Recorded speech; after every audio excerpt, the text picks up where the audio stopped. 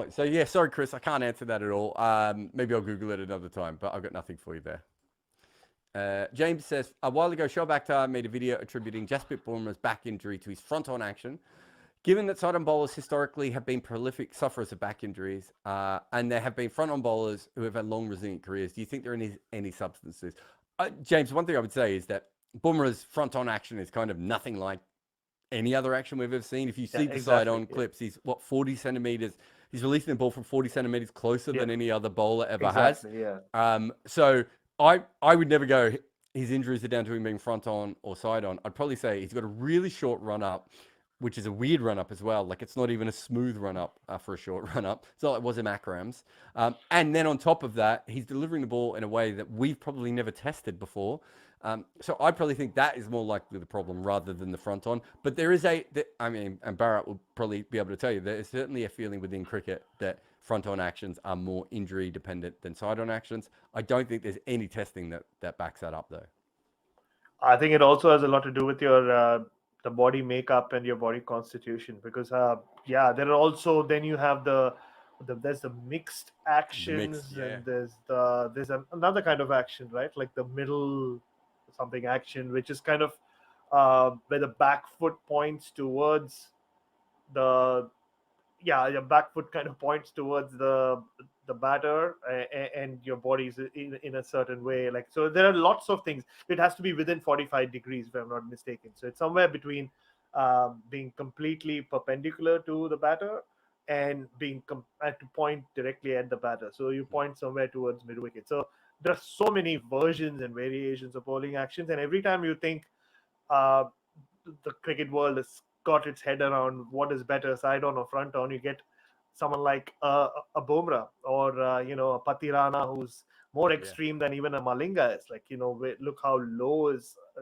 the delivery release point is. So yeah, with Bumrah, I think it's also, he went from playing a good amount of cricket to a lot of cricket in the space of 4 or 5 years. He had played first class cricket. Doesn't mean that he hadn't, but he suddenly plays a lot of Test cricket. And I think also now with injuries as well in world cricket, you also have to decide which part of the cricket calendar you want to really focus on. It does not mean that I'm saying that players pick between league and national duty. That's not what I'm saying at all.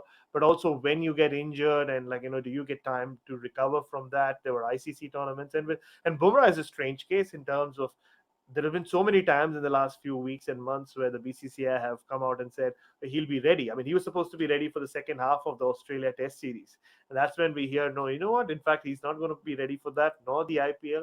The best chance is we see him during the 50-over World Cup. Jofra Archer, and again, a very unique action. His load up is unique, his run up is not very long, and he keeps injuring his elbow. I've read pieces about how that will continue to be a case unless he works on his bowling action, but clearly he's not very keen to do that. I remember spending an hour or so with Stephen Jones last time I was in England in 2019. I don't know whether he still runs it. He used to run like this fast bowling academy, or it was all about the biodynamics. And the reason I met him was my good friend and former, I don't know, can you call him former? Yeah, I guess former India fast bowler Varun Aaron, who has been drafted into the IPL now as a replacement for David Willey, I think, was working with him. So he'd flown to England in 2019 to work on getting even faster and working on his body. And it was a fascinating hour and a half. Though I must admit 30-40% of what he said was way too too complex for my simple brain to understand. But it was beautiful how he broke down front on actions and side on actions. And you should, I mean, James in particular, because he seems to be so keen on this aspect of cricket, you should definitely follow Stephen Jones. And he has a Facebook page where he's constantly talking about. He puts everything and up, LinkedIn as well. Learn about it. There's plenty of information up on there, or you can just contact him, James, and ask him. We're going to take a short break here, and then after the break, we'll get to more questions.